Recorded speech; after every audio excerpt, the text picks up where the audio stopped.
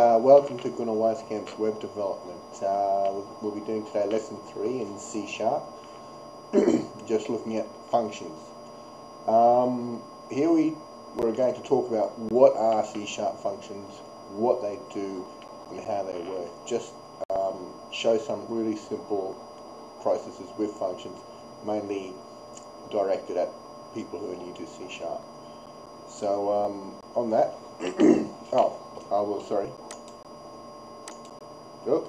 yeah, so if you want to create today's application, I'm using 2013, just do new project, then here in Visual Studio make sure that's ticked. This is the framework I'm using, 4.5. We're going to be using a console application.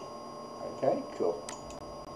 I always click too quickly. Anyway, right. Never any luck with that. Anyway, right, here we are. So, off our right here. Let's look at our right first. So this is a simple console application. You might want to create this code folder here. That's going to make everything work today. And we've simply got a code sheet in there called My Functions. To those people that are quite new to all this, to add a new file in here, you just go to add class, name it My Functions, and you should get something like this on our left here. Okay, so yes, let's grab some code. That would be a good thing. Right, let's start off nice and easy with just a little bit of code.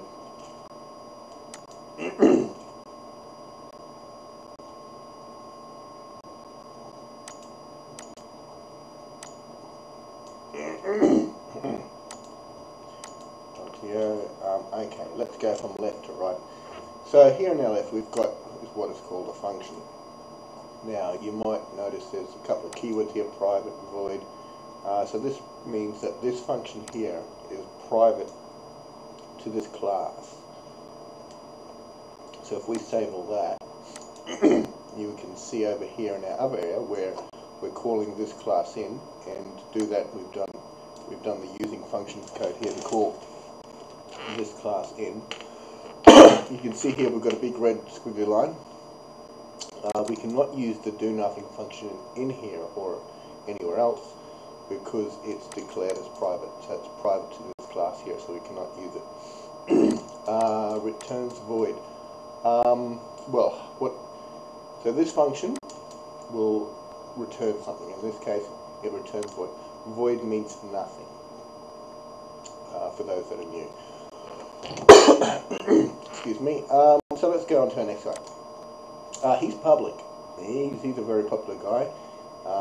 He's going to do something. He returns what is called a string, which I mentioned in my last tutorial. So he can, as we can see, return a string, which is what this piece of code here does. And as we can see here, do something can be called across here because he is public. So to make this run, we do need to take that line out. And we'll obviously just get a simple hello message come up.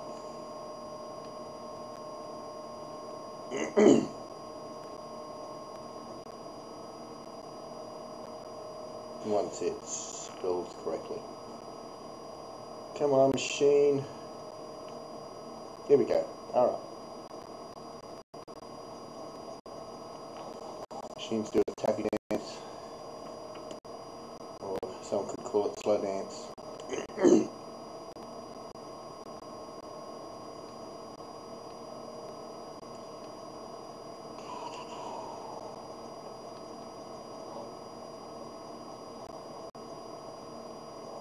Yahoo! Okay, righto.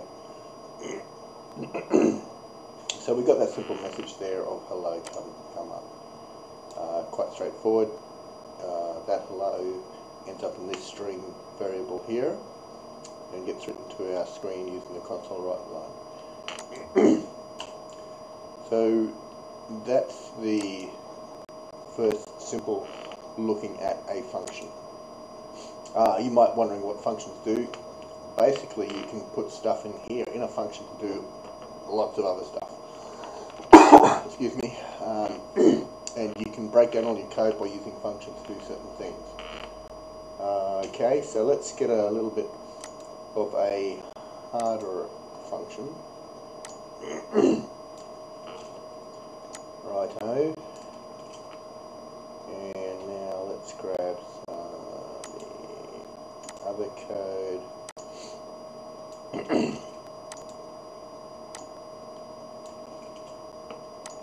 Okay, on our left here, this guy hasn't changed, so he's going to do nothing. Oh, sorry, but he's now public. Excuse me. And as we can see here, we can call Mr. Do Nothing over here. But as you can see, we don't have to make sure he returns anything because he's returning a void, so he will literally do nothing. Mr. Do Something, he is like the last guy here, so he's just going to do something and send that message back. And we've introduced something new here, which is just showing a function which actually does something. So functions, obviously, as you can imagine, are just bodies of logic which you can do lots of things in. In this case, we're just going to 2 plus 2 equals 4, and that will end up in here. So these are just really basic, simple constructs, because I just wanted to get the information across in its simplest manner. So we got hello there, and we got 2 plus 2, so that's the 4. So that's in its simplest sense. We'll get a little bit more complicated with our last example here and introduce a new concept.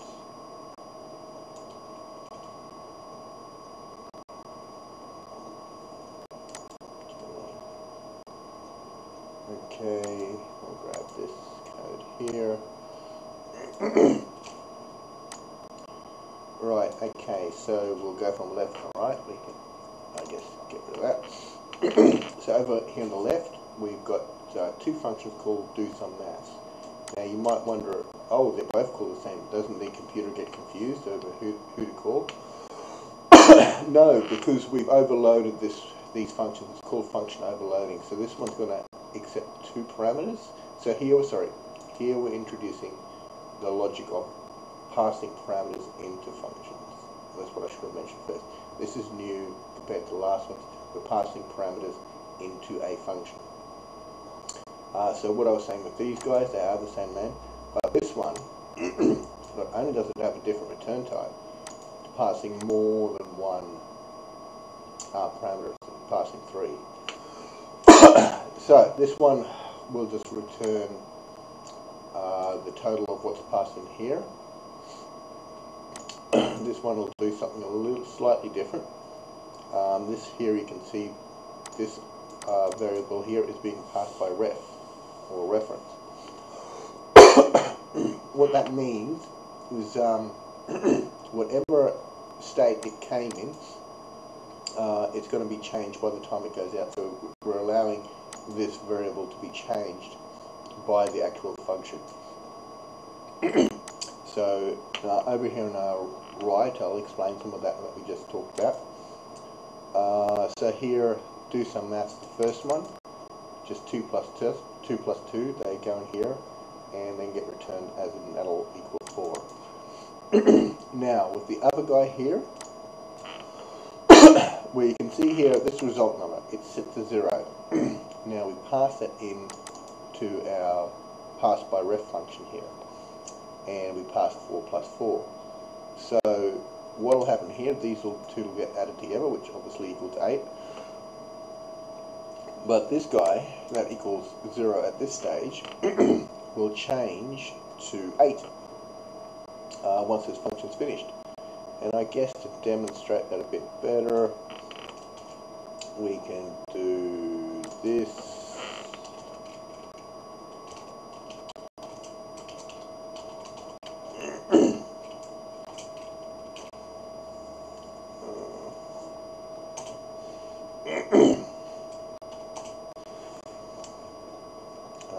That should work. And then let's do that. Let's give that a whirl. So we should see what 4 0. Okay, sorry. Let's bring it. Let's make everything nice and small. So the first number that's printed out is our number here, result number. So that's now at 0, as we can see. Now we print out here our number here, which was, oh dear me, where is he set? I can't even see that. Oh, he's set here, obviously 2 plus 2 equals 4. So he's done there. Now, as I said, this result guy, he will be changed by this function here, and as you can see, once he's gone in here from 0, he's gone to 8. So passing by ref, which is this, it allows you to change the actual object in here to a new value. You can't do that if you just pass it without passing the ref. So passing by ref allows you to change the actual result in that variable. I guess we can quickly demonstrate that. That might help you see it.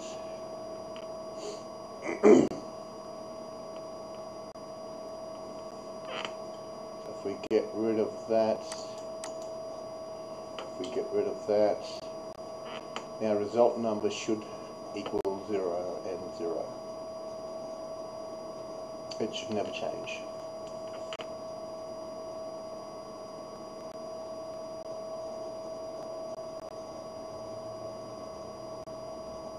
There we go, that's what I was getting at, see? So we can't change result. It stays 0, 0. Before it did change to 8. So that's